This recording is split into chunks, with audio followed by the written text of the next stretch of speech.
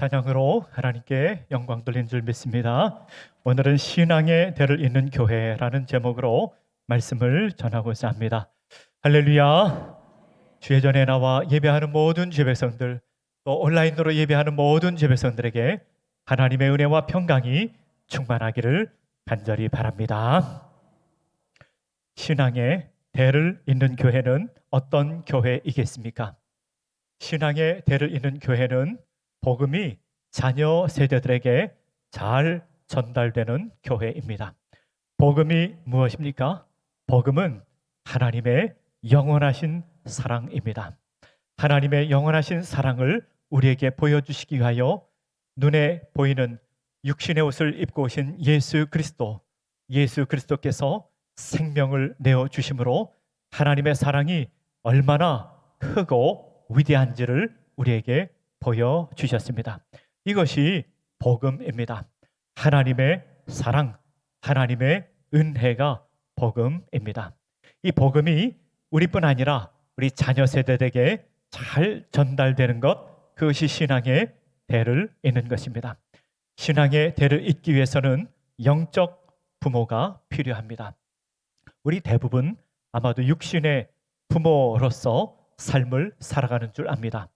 그런데요, 우리가 육신의 부모로서의 역할만 하는 것이 아니라 영적 부모의 역할을 잘해야 신앙의 대를 이어갈 수 있습니다. 영적 부모의 역할을 잘하는 것은 어떻게 하는 것입니까?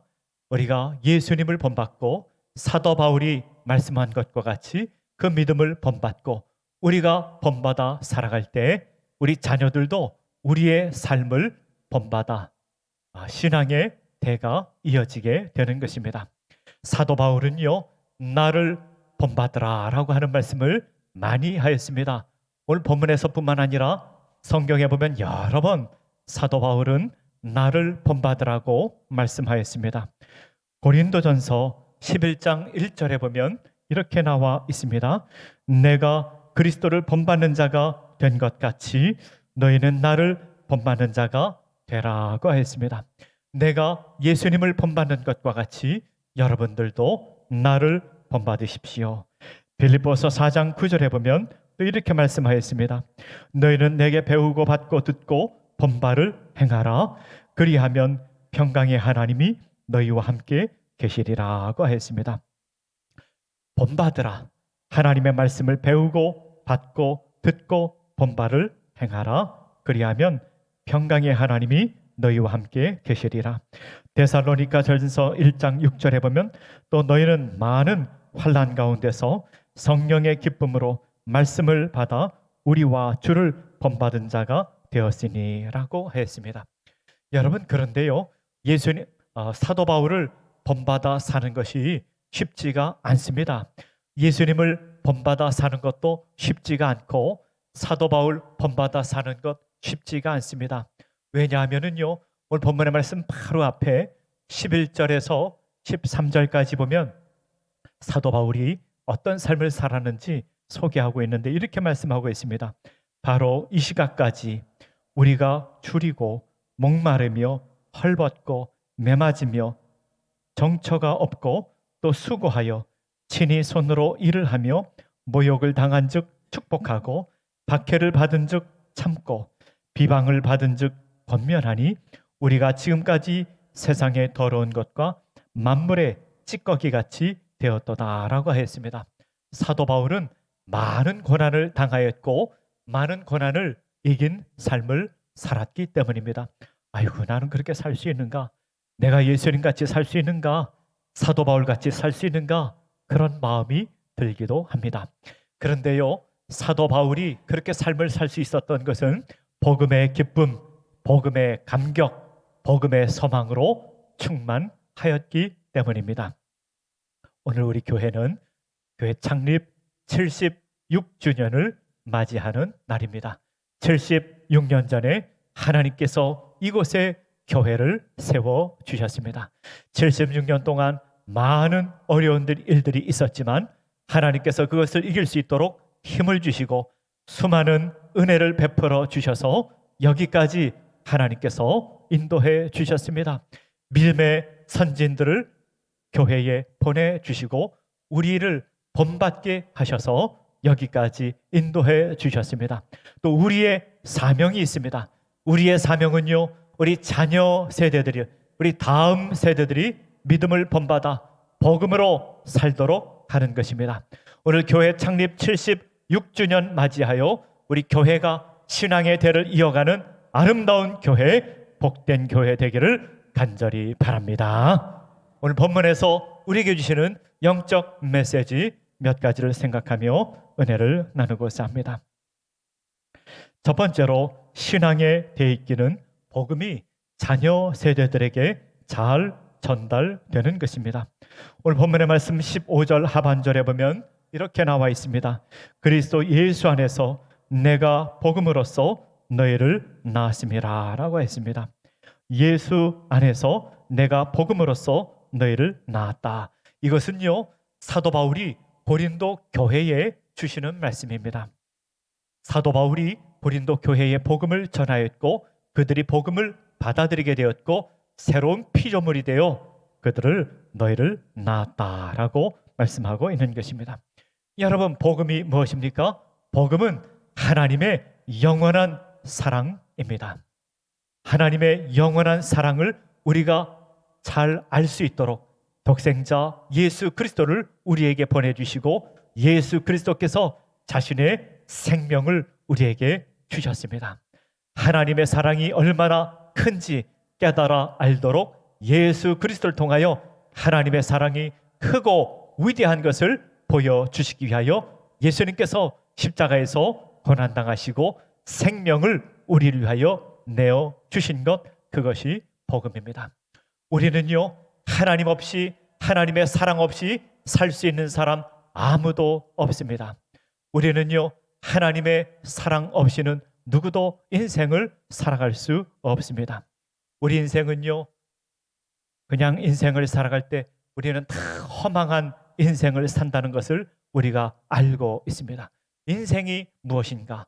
인생은 허망한 것이구나. 우리는 다 깨달아 알기 때문에 하나님의 사랑 없이, 복음 없이는 살아갈 수가 없는 것입니다. 우리는요, 이 세상에서 경쟁하고 치열하게 긴장하며 살고 또 억눌리고 학대당하고 그러는 가운데 우리 마음속에 말할 수 없는 공허함이 있고 마음 아픔이 있고 슬픔이 있습니다. 우리 마음속에 불안함이 있습니다. 우리는 다 그런 인생을 사는 것입니다. 우리 인생의 불안함, 우리 인생의 공허함, 우리 인생의 아픔, 우리 인생의 슬픔, 이것을 메워줄 수 있는 것이 하나님의 사랑밖에 없습니다. 하나님의 영원하신 사랑이 있어야 우리는 인생을 살아갈 수 있는 것입니다. 복음성가 중에 이런 찬양이 있습니다. 당신은 사랑받기 위해 태어난 사람, 이런 찬양이 있습니다. 그렇습니다. 우리 인생은요, 하나님의 그 영원하신 사랑, 그 놀라우신 사랑 없이는 우리는 세상을 누구도 살아갈 수 없다는 것입니다. 부유하든지 가난하든지 공부를 많이 했든지 공부를 적게 했든지 그것과 상관없이 영원하신 하나님의 사랑이 우리 심령을 지배하고 다스리시고 통치할 때 우리는 인생을 살아갈 수가 있는 것입니다. 우리 자녀가, 우리 아이가 초등학교 때 이런 일이 있었어요. 초등학교 1학년인가 2학년인가 아주 어릴 때인데 학교에서 숙제를 내줬습니다. 어떤 숙제를 내주는가 하면요, 뭔가를 만드는 숙제인데 거기가 너가 원하는 것 5가지를 쓰라. 5가지를 쓰고 어떤 작품을 만들어 학교에 가져가는 그런 숙제였습니다. 제가 그 숙제를 봤어요. 이 아이가 원하는 5가지가 무엇인가? 요새는 그런 거를 위시리스트라고 하지요. 원하는 것 5가지를 쓰라. 그런 숙제를 내줬습니다. 제가 봤더니요, 거기 5가지 원하는 것 중에 하나를 뭐라고 적었는가 하면은 오래 살고 싶다, 그렇게 썼더라고요. 오래 살고 싶다. 아니, 초등학교 1학년이면은 살 날이 얼마나 많습니까? 근데 초등학교 1학년인데 그 죽음에 대한 두려움, 죽음에 대한 공포가 아마 있었는가 봐요. 그 누가 가르쳐 주지 않아도 오래 살고 싶다, 그런 마음이 있었는가 봅니다. 이것은요, 우리 아이만 그런 게 아니라 인류 보편적인 것입니다. 중국의 왕은요, 불로초를 구해서 오래 살고 싶지 않았습니까? 여러분, 정확하게 말해서는 오래 살고 싶은 것이 아니라 우리 마음에는요, 다 영원히 살고 싶은 마음이 있는 것입니다. 하나님께서는 동물과 다르게 사람을 창조할 때는 하나님의 형상으로 창조하였습니다. 그래서 우리 마음에는 영원을 사모하는 마음을 주셨고 영원히 살고 싶은 마음이 있는 것입니다. 그런데 인생에 죽음이 찾아왔습니다. 죄 때문에 죽음이 찾아왔습니다. 죽음이 찾아오고 죄가 우리 가운데 찾아오니까 사람들은요, 가만히 있으면 다 불안한 것입니다. 사람은 가만히 있으면 공허한 것입니다. 우리 인생은 다 공허하고 불안한 인생을 살게 되어져 있습니다. 그래서 하나님의 사랑이 우리 가운데 임할 때만 불안이 사라지게 되고 죽음에 대한 공포가 사라지게 되고 우리 마음이 주 안에서 평강을 누리며 살아갈 수가 있는 것입니다. 그래서 하나님께서 독생자 예수 그리스도를 우리에게 보내주셨습니다. 예수님을 믿기만 하면 성령께서 우리 심령 가운데 임재하시고 우리 마음의 공허한 마음, 불안한 마음을 제거해 주시고 영생을 살도록 해 주신 것입니다. 이것이 복음입니다. 복음은 하나님의 사랑이 우리 심령 가운데 임재하고 영생의 소망을 갖고 살게 되는 것입니다. 사랑은요, 이 세상의 모든 고난을 이길 수 있는 강력한 에너지가 있습니다. 이 세상의 모든 고난, 고통을 이길 수 있는 능력이 있습니다. 죽음도 지배하는 능력이 있습니다. 그래서 예수님께서 친히 십자가에서 못 박히신 것은 주님의 사랑이 그 고난도 고통도 이긴다는 것을 우리에게 보여주는 것입니다. 주님의 사랑은 죽음의 권세도 이기는 것입니다. 사망 권세도 이기는 것이 하나님의 사랑입니다. 그러므로 이 세상에서 가장 위대한 것은 하나님의 영원한 사랑입니다. 복음은 이 사랑을 우리에게 주는 것입니다. 예수님을 믿고 예수님을 우리의 왕으로 섬기고 주님을 의지하고 살아갈 때 우리는 평강을 누리게 되는 것이고 은혜의 인생을 살게 되는 것입니다. 하나님께서 우리에게 주신 선물 중에 최고의 선물이 하나님의 사랑입니다. 하나님의 사랑이 우리 가운데 임재하게 되면 더 이상 고난은 고통스러운 짐이 아닙니다. 사랑은 멍에를 가볍게 하고 쓴물도 달게 만듭니다. 진정한 하나님의 사랑은 메마르지 않습니다. 하나님의 사랑은 모든 것을 가능케 합니다. 이 하나님의 사랑, 복음의 능력을 우리 가슴에 갖고 세상을 이기며 살아가는 주의 백성들, 하나님 백성들 되시기를 간절히 바랍니다. 예수님의 제자 12제자가 있었지요. 12제자 중에 사도 요한을 제외하고는 다 순교하였습니다. 왜 그들이 순교할 수 있었을까요? 하나님의 사랑으로 충만하니까 고난을 이길 수 있는 힘을 주신 것입니다. 그리고 자신의 생명을 내어 드릴 수가 있게 된 것입니다. 세베대의 아들 야고보는 가장 먼저 예루살렘에서 순교하였고 베드로는 로마에서 거꾸로 십자가에 못 박혀 순교하였습니다. 마태는 에티오피아에서, 예수님의 형제 야고보는 예루살렘에서, 바돌로메는 아르메니아에서, 안드레는 그리스에서, 도마는 인도에서, 빌립은 소아시아에서, 작은 야고보는 예루살렘에서, 다데오는 메소포타미아에서, 시몬은 애굽에서, 가룟 유다 대신 마띠아도 에티오피아에서 순교를 당하였습니다. 하나님의 사랑이 그의 삶을 지배하니, 하나님의 사랑이 그 심령을 지배하니 고난도 두려워하지 않고 생명도 드리는 삶을 살게 되었던 것입니다. 이 사랑의 복음이 우리 심령 가운데 충만해야 될 것이고 이 사랑의 복음을 우리 자녀들에게 잘 전달해 줘야 될 것입니다. 이 복음을, 이 하나님의 사랑을 전해줘서 신앙의 대입기를 잘 이루는 우리 서서문교회 아름다운 교회 되기를 간절히 바랍니다. 두 번째로는요, 신앙의 대입기를 위해서는 우리 모두가 영적 부모 노릇을 잘 해야 됩니다. 15절 상반절에 보면 이런 말씀이 나옵니다. 그리스도 안에서 일만 스승이 있으되 아버지는 많지 아니하니 라고 했습니다. 오늘 본문에서는요, 스승과 아버지를 비교하며 스승과 아버지는 다르다 이렇게 소개하고 있습니다. 그런데 말이지요, 오늘 본문에 나타난 스승은 우리 한국 사회, 동양 사회에서 의미하는 이 스승과 의미가 조금 다릅니다.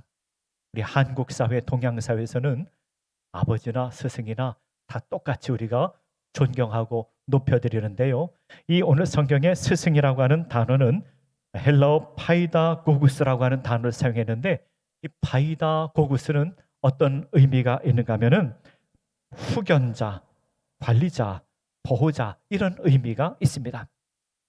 당시 로마 사회에서는 아주 귀족 사회에 그 자녀들을 그들의 품성과 인격을 가르치는 그런 사람들이 있었는데, 그런 노예 계층의 사람들 중에 선발해서 그 자녀들을 가르치는 후견인이 있었습니다. 그 스승을 의미하는 것입니다. 영어 성경에 봐도 이 스승을 가디언 이렇게 번역되어 있습니다. 후견인, 보호자, 관리자, 그런 의미가 있습니다. 이 후견인과 다르게 아버지를 비교해서 설명하고 있습니다. 이 아버지는요, 육신의 아버지가 아니라 영적 아버지를 의미하는 것입니다. 여러분, 우리 대부분은 영적 아버지, 영적 어머니로서 우리의 삶을 살아가고 있습니다. 그런데 육신의 아버지로 살면 안 된다는 것입니다.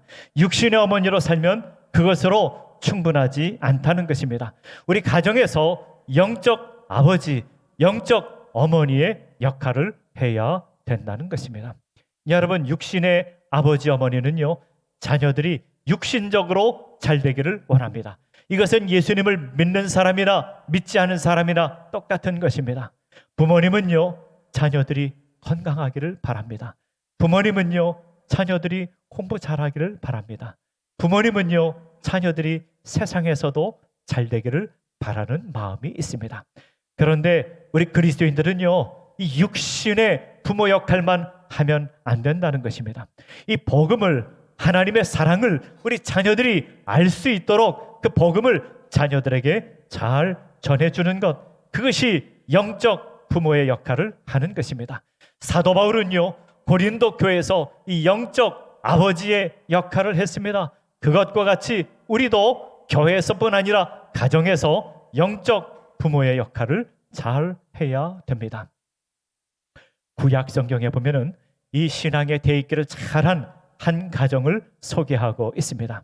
아브라함의 가정입니다. 하나님께서 아브라함을 사랑하셔서 100세의 아들 이삭을 주셨습니다. 아브라함의 마음이 얼마나 기뻤겠습니까? 얼마나 아브라함이 예뻤겠습니까? 눈에 넣어도 아프지 않은 그런 아들을 하나님께서 주셨습니다. 그런데 하나님께서 아브라함에게 뭐라고 말씀하는가 하면 너의 아들 이삭을 내게 바치라고 하였습니다. 아브라함 마음이 얼마나 고민이 되고 얼마나 고통스러웠겠습니까?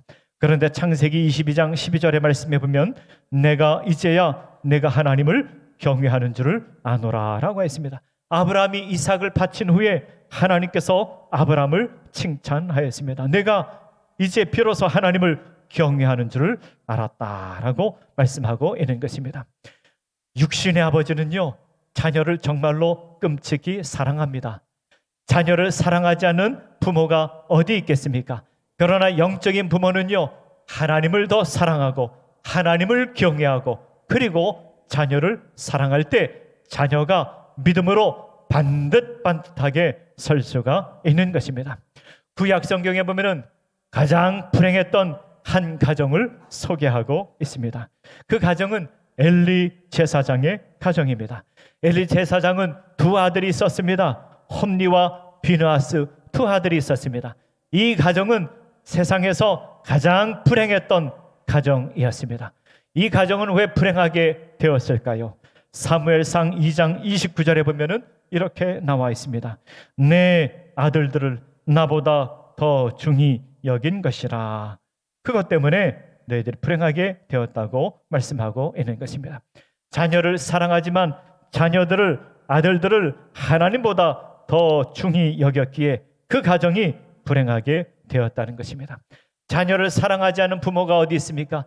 자녀를 사랑하지만 더 중요한 것은 하나님을 더 먼저 사랑하고 하나님을 경외하고 하나님을 섬기는 삶을 살아갈 때 그 자녀들이 반듯반듯하게 인생을 살게 된다는 것입니다. 우리나라 요즘에 한국 교회에 대한 통계 조사가 많이 이루어지고 있습니다. 이런 통계, 저런 통계, 우리 교회가 어떻게 하면 다시 부흥할 수 있을까? 여러 통계들이 나오고 있습니다. 그런데 어떤 통계가 나오는가 하면요, 우리 교회 학교 다니는 아이들 중에 한 20% 아이들은 주일날 출석을 못하고 있다는 거예요. 출석을 하기는 하지만 잘 못할 때가 많다는 것입니다.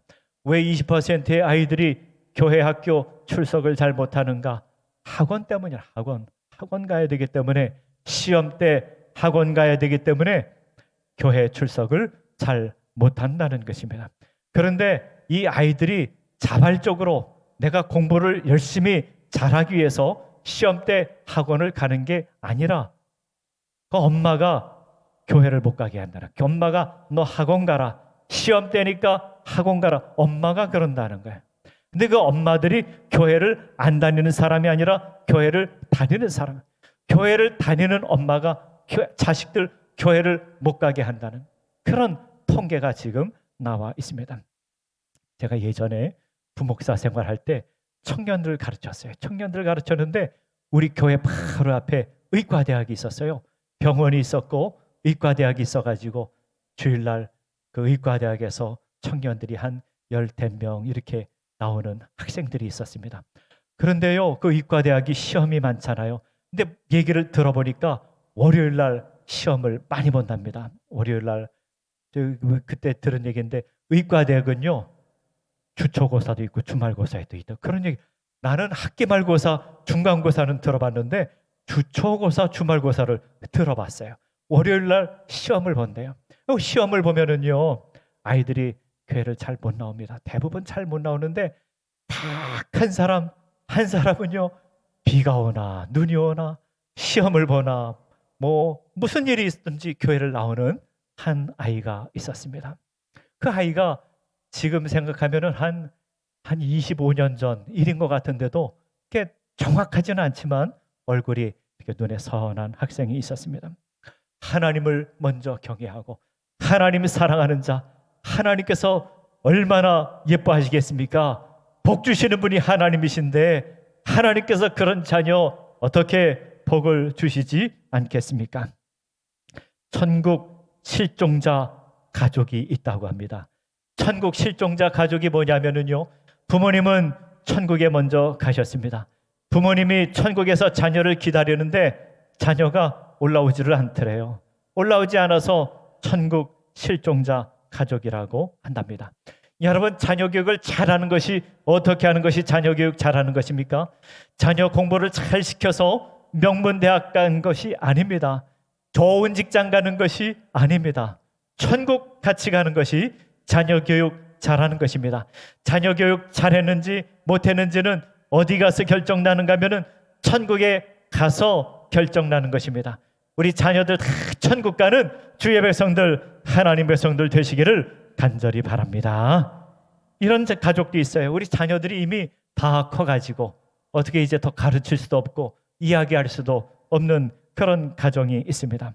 그런데 우리가 한 가지 알아야 될 것이 있습니다. 우리 자녀들이 다 출가하고 독립해서 사는 자녀들을 위해서 끊임없는 기도를 해야 됩니다. 내가 자녀를 사랑하지만 나보다 더 사랑하는 하늘아버지 하나님께 눈물로 기도해야 됩니다. 내가 자녀를 잘 알지만 나보다 자녀를 더 잘하는 하늘아버지 하나님께서 계십니다. 나는 우리 자녀가 잘 되기를 원하지만 나보다 우리 자녀가 더 잘 되기를 간절히 원하는 하늘아버지 하나님이 계십니다. 그 하늘아버지 하나님께 눈물로 기도할 때 하나님께서 그 자녀들의 마음을 변화시켜 주시고 그 복음, 주님의 사랑을 알게 하시고 천국 백성으로 살도록 하나님께서 역사해 주실 줄을 믿으시길 바랍니다. 우리 교회 신앙에 대해 있기를 잘하는 우리 서서문교회 아름답고 복된 교회 되기를 간절히 바랍니다. 세 번째로는요, 신앙에 대해 있기는 본받음을 통해 이루어지게 되는 것입니다. 16절에 보면 이렇게 나와 있습니다. 그러므로 내가 너희에게 권하노니 너희는 나를 본받는 자가 되라고 말씀하고 있습니다. 사도 바울은요, 자신이 예수님을 본받는 것처럼 너희도 나를 본받으라고 말씀하고 있는 것입니다. 그리스도를 본받아라고 하는 책이 있습니다. 이 책에 보면은요, 하나님 안에서 누리는 즐거움, 이런 내용이 있습니다.